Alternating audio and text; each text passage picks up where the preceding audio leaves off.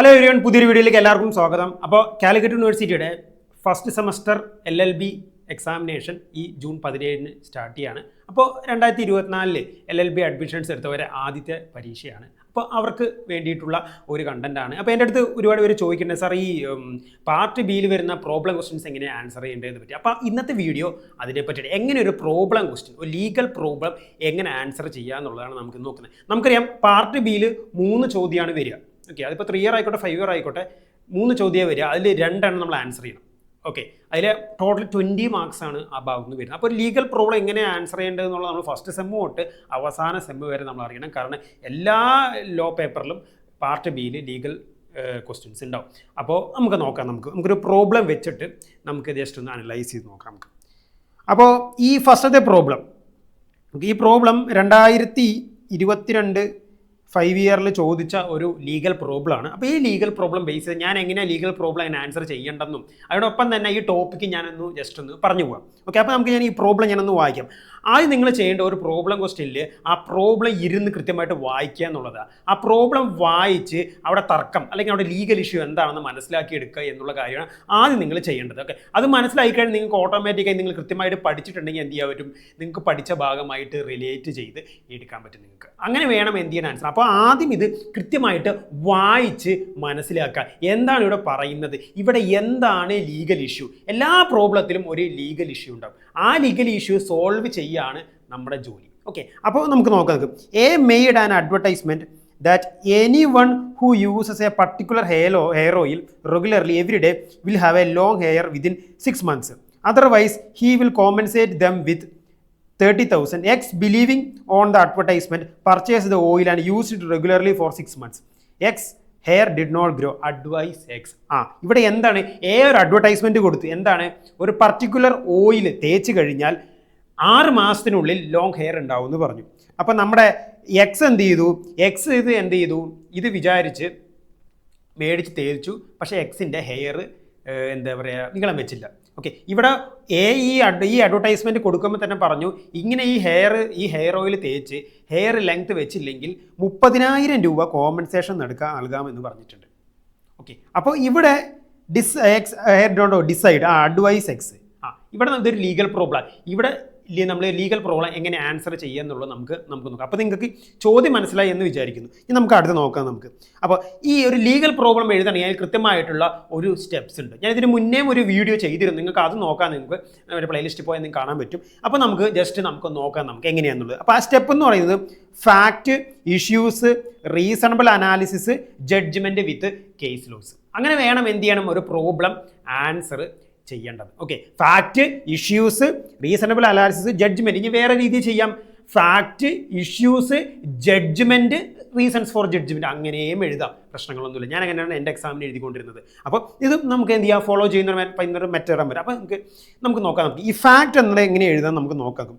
Fact എന്ന് പറഞ്ഞാൽ എന്താണ്, ആ പ്രോബ്ലത്തിൻ്റെ തന്ന ലീഗൽ പ്രോബ്ലത്തിൻ്റെ ബാക്ക് സ്റ്റോറി, അതിൻ്റെ കഥയാണ് നമ്മൾ ഫാക്റ്റ് എന്ന് പറയുന്നത്. ഓക്കെ, അപ്പം നമ്മുടെ ലീഗൽ പ്രോബ്ലത്തിൽ എന്താണ് ഫാക്റ്റ് എന്ന് പറയുന്നത്? ഫാക്റ്റ് എന്ന് പറഞ്ഞാൽ എന്താ, A made an advertisement that anyone who uses a particular oil every day will have a long hair within 6 months. Otherwise, he will compensate with rupees 30,000. X, believing on the advertisement, purchase the oil and use regularly for 6 months. X, hair did not grow. അതുവരെ ഈ ഭാഗം വരെയാണ് അതിൻ്റെ എന്ത് പറയുന്നത്, അതിൻ്റെ fact എന്ന് പറയുന്നത്. അപ്പോൾ ഇതങ്ങനെ എടുത്ത് എന്ത് ചെയ്യുക, ഫാക്റ്റിൻ്റെ ഭാഗത്ത് നിങ്ങൾ എടുത്തെഴുതുക. ഓക്കെ, അവസാനം അഡ്വൈസ് എന്നുള്ള ഭാഗം ഒഴിവാക്കുക. അതാണ് അവിടുത്തെ ലീഗൽ ഇഷ്യൂ. അതൊരിക്കലും ഫാക്റ്റിൽ എഴുതരുത്. ഫാക്റ്റിൽ അതിൻ്റെ ബാക്ക് സ്റ്റോറി മാത്രം എഴുതുക. ഇപ്പം നമ്മുടെ പ്രോബ്ലത്തിൽ എന്താണ് ഈ ബാക്ക് സ്റ്റോറി, ഇവിടം വരെയുള്ള ആ എക്സ് ഡി നോട്ട് ഗ്രോ, അതുവരെയാണ് ഫാക്റ്റ് എന്ന് പറയുന്നത്.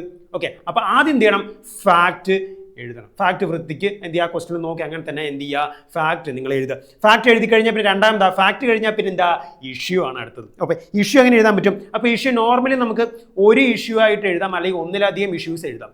ഒന്നിലധികം ഇഷ്യൂസ് എഴുതി കഴിഞ്ഞാൽ ഓരോ ഇഷ്യൂ നമ്മൾ എന്ത് ചെയ്യണം, എടുത്തെടുത്ത് ജഡ്ജ്മെൻറ്റിൽ പറയണം. ഓക്കെ, ഏറ്റവും എളുപ്പം എന്ന് പറയുന്നത് ഒരു ഇഷ്യൂ പറയുന്നുണ്ടായി ഒരു ഇഷ്യൂ തന്നെ സോൾവ് ചെയ്ത് പോകുന്നതാണ് കുറച്ചുകൂടെ നല്ലത്. ഇനി നിങ്ങൾക്ക് കുറച്ചും കൂടി അടിപൊളി എഴുതണമെങ്കിൽ നിങ്ങൾക്ക് ഒന്നിലധികം ഇഷ്യൂസ് എഴുതാം. ഒന്നിലധികം ഇഷ്യൂസ് എഴുതിയാൽ ഓരോ ഇഷ്യൂസ് എന്ത് ചെയ്ത് ജഡ്ജ്മെൻറ്റിൽ അല്ലെങ്കിൽ റീസണൽ അനാലിസിസ് നമ്മൾ എന്ത് ചെയ്യണം, പറഞ്ഞു പോകണം. ഓക്കെ, ഇവിടെ ഞാൻ ഒറ്റ ഇഷ്യൂ വെച്ച് ഞാൻ പറഞ്ഞുതരാം. ഇവിടെ ഞാൻ ക്രിയേറ്റ് ചെയ്ത ഇഷ്യൂ ഇതാണ്, whether A is liable to pay compensation to Y.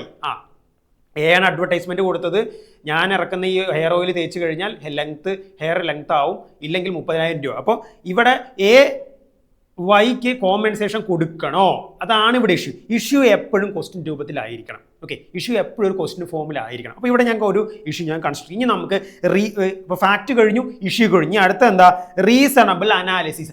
Reasonable analysis നമ്മൾ എന്തൊക്കെ എഴുതണം? റീസണബിൾ അനാലിസിസിലാണ് നമ്മൾ എല്ലാം എഴുതേണ്ടത്. ആ ടോപ്പിക്കിനെ പറ്റിയുള്ള എല്ലാ കാര്യങ്ങളും റീസണബിൾ അനാലിസിസ് നല്ല എക്സ്പ്ലനേറ്ററി ആയിട്ട് നമ്മൾ എഴുതണം നമുക്ക്. അപ്പോൾ നമ്മുടെ ഈ ചോദ്യം എന്താണ്? ഈ ചോദ്യം നിങ്ങൾക്ക് വായിച്ചാൽ മനസ്സിലായി, ഇത് നമ്മുടെ ഏത് കോൺട്രാക്റ്റിന് ഏത് ഭാഗത്തുനിന്ന് വരുന്ന ഓഫറിൻ്റെ ഭാഗത്തുനിന്ന് വരുന്നതാണ് ഇല്ലേ? ഓഫറിൻ്റെ ഭാഗത്തുനിന്ന് വരുന്നല്ലേ? ഓഫറിലെ തന്നെ ജനറൽ ഓഫറിൽ ഭാഗത്ത് വരുന്ന ചോദ്യമല്ലേ ഇത്? ഇതേ പ്രോബ്ലം നിങ്ങൾക്ക് വായിക്കുമ്പോൾ ഒരു കേസ് നിങ്ങൾക്ക് ഓർമ്മ വരുന്നുണ്ടാവും ഇല്ലേ? ഒരു കേസ്, ആ കേസ് ഓർമ്മ വരുന്നുണ്ട് കമൻറ്റ് ചെയ്ത്, ആ കേസ് നിങ്ങൾക്ക് ഓർമ്മ, ഇതേ സെയിം പ്രോബ്ലം വായിക്കും നിങ്ങൾക്ക് ഒരു കേസ് ഓർമ്മ. അപ്പോൾ നമുക്ക് റീസണബിൾ അനാലിസിസ് എങ്ങനെ എഴുതാൻ നോക്കാം. റീസണബിൾ അനാലിസിസ് നമ്മൾ എന്തൊക്കെ എഴുതണം? റീസണബിൾ അനാലിസിസ് കൃത്യമായിട്ട് നമ്മൾ കൺസ്ട്രക്ട് ചെയ്യണം. നമ്മൾ എന്ത് പറയുക, ഇത് ഓഫർ, ഇത് കോൺട്രാക്റ്റാണ്. അപ്പോൾ നമ്മൾ കോൺട്രാക്റ്റിനെ പറ്റി എഴുതണം. കോൺട്രാക്ട് സെക്ഷൻ 2H കോൺട്രാക്റ്റിനെ പറ്റി പറഞ്ഞാൽ, കോൺട്രാക്ട് എന്ന് പറഞ്ഞാൽ an agreement which is enforceable by law. Contract is equal to agreement plus enforceability by law. അതിനെ കോൺട്രാക്ട്. അപ്പോൾ കോൺട്രാക്റ്റിനെ പറ്റിയുള്ള കാര്യങ്ങൾ നമുക്ക് എഴുതാം. പിന്നെ എന്തെഴുതാം? കോൺട്രാക്ട് കഴിഞ്ഞാൽ പിന്നെ നമ്മൾ എന്താ, ഓഫറിനെ പറ്റി നമ്മൾ പറയണം. ഓഫർ എവിടെയാണ് പറയുന്നത്? ഓഫർ പറയുന്നത് ഇന്ത്യൻ കോൺട്രാക്ട് ആക്ടിന്റെ സെക്ഷൻ 2A ഓഫറിനെ പറ്റി പറയുന്നത് ഇല്ലേ? 2A എന്താണ് പറയുന്നത്? 2A defines offer. ഓഫർ എന്ന് പറയുന്നത് ഇന്ത്യൻ ലോയിൽ ഓഫർ എന്ന് പറയും, ഇംഗ്ലീഷ് ലോയിൽ അത് എന്ത് പ്രൊപ്പോസൽ എന്നാ പറയുന്നത്. ഓഫർ എന്ന് പറഞ്ഞാൽ എന്താ? Offer when one person indicates to another that they are willing to do something or refrain from doing something with the intention of getting other person's agreement. Such an action or inaction is known as proposal. Proposal എന്ന് പറഞ്ഞാൽ എന്താ? ഒരു person മറ്റൊരു പേഴ്സണോട് indicate ചെയ്യാണ്, ഞാൻ ഇന്നൊരു കാര്യം ചെയ്യാം അല്ലെങ്കിൽ ചെയ്യാതിരിക്കാം. ഓക്കെ, എന്തിനു വേണ്ടിയാണ് നമ്മൾ ചെയ്യുന്നത്? With the intention. എന്ത് intention? With the intention to get അത് അതർ പേഴ്സൺസ് എഗ്രിമെന്റ്. മറ്റൊരു പേഴ്സന്റെ സമ്മതത്തിന് വേണ്ടിയാണ് നമ്മളത് പറയുന്നത്. അതിനാണ് നമ്മൾ എന്ത് പറയുന്നത്? ഓഫർ എന്ന് പറയുന്നത്. അപ്പോൾ ഓഫർ ഏതിലാണ് പറയുന്നത്? സെക്ഷൻ 2A പറയുന്നത്. പിന്നെ നമ്മൾ എന്ത് പറയണം? നമ്മൾ സെക്ഷൻ 2C പറ്റി പറയണം. ഇന്ത്യൻ കോൺട്രാക്ട് ആക്ടിന്റെ സെക്ഷൻ 2C പറ്റി. 2C പ്രോമിസറും പ്രോമിസിയും പറയുന്നത്. The person who is making the promise is called a promisor. The person to whom the promise is made is known as promisee. അതാണ് അതിനെ പറ്റി പറയണം. അപ്പോൾ ഇതൊക്കെ ഞാൻ ബ്രീഫായി പറയണം. നിങ്ങൾക്ക് നിങ്ങളുടേതായ പോയിന്റ്സ് ആഡ് ചെയ്യാം കേട്ടോ. ഇഷ്ടംപോലെ കാര്യങ്ങൾ ആഡ് ചെയ്യണം. അത് ഞാൻ പറഞ്ഞു, റീസണബിൾ അനാലിസിസ് എക്സ്പ്ലനേറ്ററി ആയിട്ട് നല്ല വലിയ വലിപ്പത്തിൽ നമ്മൾ എഴുതണം നമ്മൾ. ഓക്കെ, ഇപ്പം ഞാൻ ജസ്റ്റ് ബ്രീഫായിട്ട് കാര്യങ്ങൾ പറഞ്ഞു. പിന്നെ നമുക്ക് എന്ത് പറയാൻ പറ്റും? Essentials of A valid offer. ഒരു ഓഫറിന് പ്രധാനപ്പെട്ട വേണ്ട എസെൻഷ്യൽ എന്താണെന്ന് നമുക്ക് പറയാം. നമുക്ക് എന്തൊക്കെ പറയണം? Offer may be express or implied offer ആവാം, എക്സ്പ്രസ് ഓഫർ ആവാം. ഇംപ്ലൈഡ് ഓഫർ, എക്സ്പ്രസ് ഓഫർ എന്ന് പറഞ്ഞാൽ എന്താ? Offer which is communicated by words, അല്ലെങ്കിൽ പ്രോപ്പറായിട്ട് കമ്മ്യൂണിക്കേറ്റ് ചെയ്യാൻ നമ്മൾ എന്ത് പറയുന്നത്? എക്സ്പ്രസ് ഓഫർ എന്ന്. പിന്നെ ഓഫർ എന്താവാം? സ്പെസിഫിക് ആവാം, ജനറൽ ആവാം. പിന്നെ ഓഫർ എന്ത് ചെയ്യണം? Offer must create A legal obligation. ഒരു ലീഗൽ റിലേഷൻ ക്രിയേറ്റ് ചെയ്യാൻ വേണ്ടി ആയിരിക്കണം നമ്മൾ ഓഫർ കൊടുക്കേണ്ടാവുക.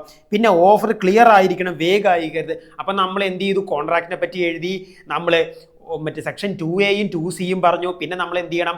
എസെൻഷ്യൽസ് ഓഫ് വാലിഡ് ഓഫറിനെ പറ്റി പറയണം. ഇങ്ങനെയാണ് നമ്മൾ എന്ത് ചെയ്യുന്നത്? അത് കൺസ്ട്രക്ട് ചെയ്ത് പോകേണ്ടത്. പിന്നെ നമ്മൾ എന്ത് പറയണം? ടൈപ്സ് ഓഫ് ഓഫറിനെ പറ്റി പറയണം. പല ടൈപ്സ് ഓഫ് ഓഫർ ഇല്ലേ? ക്രോസ് ഓഫർ ഉണ്ട്, ജനറൽ ഓഫർ ഉണ്ട്, നമ്മുടെ കൗണ്ടർ ഓഫർ ഉണ്ട്, ജനറൽ ഓഫർ ഉണ്ട്, സ്പെസിഫിക് ഓഫർ ഉണ്ട്. അപ്പോൾ ഓഫർ ടൈപ്സ് ഓഫ് ഓഫറിനെ പറ്റി നമുക്ക് പറയാൻ പറ്റും. അപ്പോൾ അതും നമ്മൾ ഇതിൽ പറഞ്ഞു പോകണം. അങ്ങനെ ഒരു കൃത്യമായിട്ട് രീതിയിൽ എന്ത് ചെയ്യണം? അത് കൺസ്ട്രക്ട് ചെയ്ത് പോകണം. അത് കഴിഞ്ഞ് നമ്മൾ എന്ത് പറയണം? അത് കഴിഞ്ഞാണ് നമ്മുടെ അവസാന എൻഡിങ് പാർട്ട് വരുന്നത് ഇല്ലേ? നമ്മൾ നമ്മുടെ കാര്യങ്ങളൊക്കെ പറഞ്ഞ് നമ്മൾ തിരിച്ച് നമ്മുടെ പ്രോബ്ലത്തിലേക്ക് പോകാം. നമ്മുടെ പ്രോബ്ലം എന്താ? നമ്മുടെ പ്രോബ്ലം ബേസിക്കലി ജനറൽ ഓഫറിൽ നിന്ന് വരുന്ന ഒരു പ്രോബ്ലമാണ് അല്ലേ? ജനറൽ ഓഫർ എന്ന് പറഞ്ഞാൽ എന്താ? an offer which is made to the public. an offer which is made to a public as a whole. അതിനാണ് നമ്മൾ എന്ത് പറയുന്നത്? ജനറൽ ഓഫർ എന്ന് പറയുന്നത്. ഒരു പർട്ടിക്കുലർ സ്പെസിഫിക് പേഴ്സണിന് കൊടുക്കുന്ന ഓഫറിനെ നമ്മൾ എന്താ പറയുക? അതിന് നമ്മൾ എന്താ പറയുക? സ്പെസിഫിക് ഓഫർ എന്നാണ് പറയുക. സ്പെസിഫിക് ഓഫർ എന്ന് പറഞ്ഞാൽ എന്താ?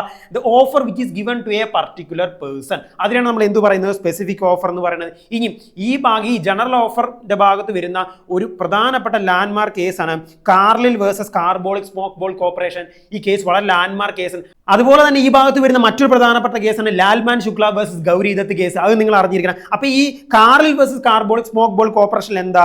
കമ്പനി ഒരു അഡ്വർടൈസ്മെന്റ് കൊടുത്തു. എന്താണ്? ഒരു 100 പൗണ്ട് എന്ത് ചെയ്യുക? കൊടുത്തോളാം, അല്ലെങ്കിൽ ഞങ്ങൾ ഇറക്കുന്ന ഈ മരുന്ന് കഴിച്ചിട്ടും ഇൻഫ്ലുവൻസ എന്ന് പറയുന്ന ഒരു രോഗം വരികയാണെങ്കിൽ ഞങ്ങൾ ആ രോഗം ബാധിക്കുന്ന ആൾക്കാർക്ക് 100 പൗണ്ട് കൊടുത്തോളാം. ഓക്കെ, അത് അങ്ങനെ അങ്ങനെ ഒരു അവർ അഡ്വർടൈസ്മെന്റ് ഇറക്കി. അപ്പോൾ ഒരാൾ എന്ത് ചെയ്തു, ഇത് അക്സെപ്റ്റ് ചെയ്ത് എന്ത് ചെയ്തു, ഈ മരുന്ന് കഴിച്ചിട്ടും അയാൾക്ക് എന്ത് ചെയ്തു, ഇൻഫ്ലുവൻസ രോഗം വന്നു. അപ്പോൾ അയാൾ എന്ത് ചെയ്തു, ഈ കമ്പനി പോയി ഈ 100 പൗണ്ട് ചോദിച്ചു, എനിക്ക് ഇങ്ങനെ രോഗം വന്നു, അപ്പോൾ നിങ്ങൾ പ്രോമിസ് ചെയ്ത പ്രകാരം ആ 100 പൗണ്ട് എനിക്ക് വേണം. കമ്പനി എന്ത് ചെയ്തു, ആ ഡിനൈ ചെയ്തു. അപ്പോൾ അയാൾ എന്ത് ചെയ്തു, കോടതി പോയ കോടതി എന്താ പറഞ്ഞത്, the plaintiff was entitled to require the promise of amount.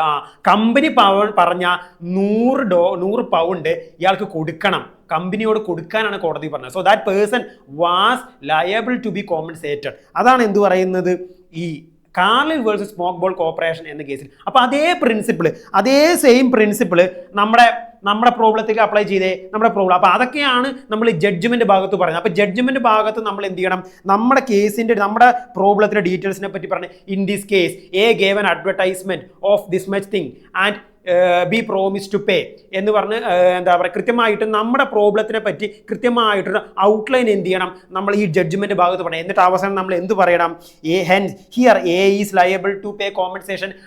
A liable അല്ലേ, എ ഒരു ഹെയർ ഓയിൽ ഉപയോഗിച്ചാൽ മുടി ലെങ്ത് കൂടുമെന്ന് പറഞ്ഞു, അങ്ങനെ ലെങ്ത് കൂടിയില്ലേ 30,000 രൂപ കൊടുക്കാമെന്ന് പറഞ്ഞു. നമ്മുടെ എക്സ് എന്താ പറയുക, എക്സ് അത് അക്സെപ്റ്റ് ചെയ്തു, പക്ഷേ എക്സിൻ്റെ മുടി ലെങ്ത് ആയില്ല. അപ്പോൾ എന്ത് ചെയ്തു, അവിടെ ഒരു ഓഫർ ഉണ്ടായിരുന്നു, ആ ഓഫർ കൊടുത്തു, അത് എന്ത് ചെയ്തു, നമ്മുടെ എ അക്സെപ്റ്റ് ചെയ്തപ്പോൾ എന്താ, there is A contract created. അവിടെ ഒരു വാലിഡ് കോൺട്രാക്ട് അവിടെ ക്രിയേറ്റ് ചെയ്യപ്പെട്ടു. അപ്പോൾ എന്താണ്, കോൺട്രാക്ടിന്റെ വയലേഷൻ തെറ്റിച്ചു. അപ്പോൾ എന്താണ്, എ ഈസ് ലയബിൾ. ഇവിടെ ഓഫർ കൊടുത്താൽ എ എന്താണ്, A is liable to pay compensation. അതാണ് അവിടുത്തെ ജഡ്ജ്മെന്റ്. അപ്പോൾ ജഡ്ജ്മെന്റിൽ നമ്മൾ എന്തൊക്കെ പറയണം, ജഡ്ജ്മെന്റിൽ നമ്മുടെ പ്രോബ്ലത്തിനെ പറ്റി പറയണം, നമ്മുടെ പ്രോബ്ലത്തിന്റെ ഡീറ്റെയിൽസിനെ പറ്റി പറയണം. ഇവിടെ എ അഡ്വർടൈസ്മെന്റ് കൊടുത്തു, അതെല്ലാം പറഞ്ഞ് നമ്മൾ എന്ത് ചെയ്യണം, അവസാനം നമ്മൾ കൃത്യമായിട്ട് നമ്മുടെ ജഡ്ജ്മെന്റ് പറയണം. നമ്മളാണ് അവിടെ ജഡ്ജ്മെന്റ്.